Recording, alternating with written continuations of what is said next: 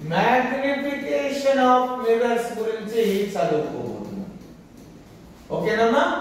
మరి దర్పణాల ఆవర్ధనం అంటే సో ఆవర్ధనం అంటే ఏంటిదమ్మా అంటే జనరల్ గా మామూలుగా ఏదైనా ఒక దర్పణం ఉందమ్మా, ఏదైనా ఒక దర్పణం, ఇది పుటాకార దర్పణం కదా.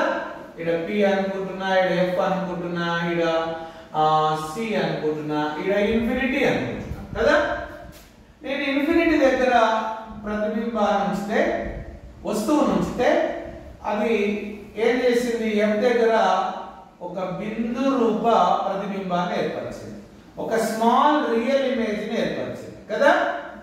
ఇక్కడ మ్యాగ్నిఫికేషన్ అంటే ఏంటిదంటే magnification M is equal to size of image by size of object. ఓకేనమ్మా? ప్రతిబింబ పరిమాణము బై వస్తు పరిమాణం. So M is equal to నేనేమంటున్నా OJ అనేది ఆబ్జెక్ట్ అనుకుంటే O డాష్ J డాష్ అనేది ప్రతిబింబం అవుతుంది. ఓకేనా? సింపుల్ గా దీన్ని నేను ఇమేజ్ సైజ్ I అనుకుంటున్నా, ఆబ్జెక్ట్ సైజ్ O అనుకుంటున్నా. ఇప్పుడు ఈ రెండు ఈక్వల్ అనుకోండి, ఈక్వల్ ఇమేజ్ అనుకోండమ్మా. ఈక్వల్ ఇమేజ్ కి అంటే సమానమైన ప్రతిబింబానికి M is equal to 1. Small image అనుకోండమ్మా, స్మాల్ ఇమేజ్ కి M less than 1.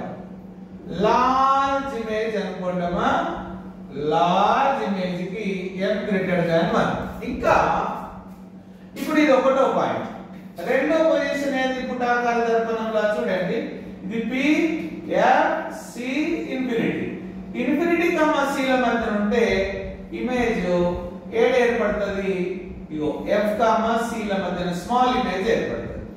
Third position చూడండి అమ్మా, P F C ఇన్ఫినిటీ. ఇక్కడ C దగ్గర ఉంది అనుకోండి, ఇమేజ్ అనేది మళ్ళీ C దగ్గరనే ఈక్వల్ ఇమేజ్ ఏర్పడుతుంది. ఫోర్త్ వన్ అమ్మా చూడండి, ఇక్కడ ఇది P అన్నమాట, ఇది F అన్నమాట, ఇది C అన్నమాట, ఇది ఇన్ఫినిటీ. ఇప్పుడు నేను C కామా F ల మధ్య ఇమేజ్ పెడితే ఇన్ఫినిటీ కామా C ల మధ్య లార్జ్ ఇమేజ్ ఏర్పడుతుంది. ఫిఫ్త్ వన్ ఇప్పుడు చూడండి, ఇక్కడ P అన్నమాట, F అన్నమాట, C అన్నమాట, ఇన్ఫినిటీ. F దగ్గర నేను ఇమేజ్ ఆబ్జెక్ట్ ఉంచితే అది పోయి ఇన్ఫినిటీ దగ్గర లార్జ్ ఇమేజ్ ఏర్పడుతుంది.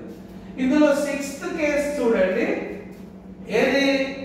కాన్కేవ్ మిర్రర్ లా ఇది P, ఇది F, ఇది C, ఇది ఇన్ఫినిటీ. F కామా P ల మధ్య ఉంటే ఇమేజ్ అనేది బిహైండ్ ద మిర్రర్ ఏర్పడుతుంది. ఇగో ఇలా నేను పొడిగించుకున్నాను అనుకోండి, ఇలా ఇమేజ్ అనేది ఈడ ఏర్పడుతుంది. ఓకేనా? ఇవన్నీ రియల్ ఇమేజెస్, ఇది ఒకటి vertical image. Vertical images are virtual image. నిటారుగా ఏర్పడిన ప్రతిబింబాలన్నీ మిథ్యా ప్రతిబింబాలు, తలక్రిందులుగా ఏర్పడ్డ ప్రతిబింబాలన్నీ కూడా నిజ ప్రతిబింబాలు. చూడండి, ఇక్కడ రియల్ కి M అనేది మైనస్ తీసుకోవాలి, వర్చువల్ కి అంటే మిథ్యా ప్రతిబింబానికి M అనేది పాజిటివ్ గా తీసుకోవాలి. చూడండి, ఇది పాజిటివ్ అవుతుంది, ఇవన్నీ ఏమైతే నెగటివ్ అవుతుంది. ఓకేనా?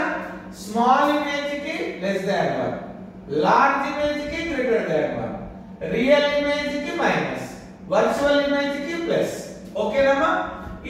ఇది స్మాల్ ఇమేజ్, వర్చువల్ ఇమేజ్ కాబట్టి ఏంటంటే M less than -1. ఇది కూడా స్మాల్ రియల్ ఇమేజ్, ఇది రియల్ ఇమేజ్ కదా, M less than -1.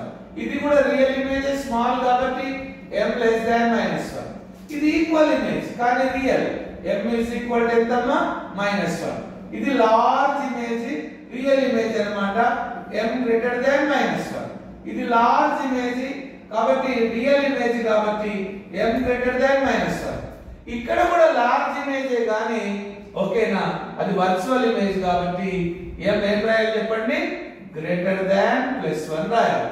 ఏం లేదు, ఇక్కడ స్మాల్ ఇమేజ్ కి లెస్ దాన్ 1, ఈక్వల్ ఇమేజ్ కి ఈక్వల్ టు 1, లార్జ్ ఇమేజ్ కి ఏంటిదమ్మా? గ్రేటర్ దాన్ 1, రియల్ కు మైనస్, వర్చువల్ కు ప్లస్. చూడండి, ఇక్కడ మనం తీసుకున్నట్లయితే ఇక్కడ ఏమైంది చెప్పండి, ఇది real image, small image, M less than 1. ఇది కూడా real small m less than 1. ఇది equal real m equal to -1.